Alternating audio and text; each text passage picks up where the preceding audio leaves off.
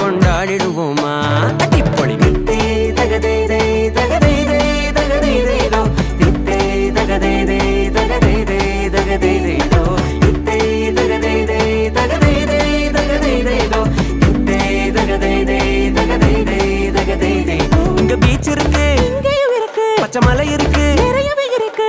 AR Rahman வீடு இருக்கு, அங்க இருக்கா? இங்க போட் உண்டு, இங்கேயும் உண்டு, இங்க ஹவுஸ் உண்டு, இவடையும் உண்டு. இங்க போட்டு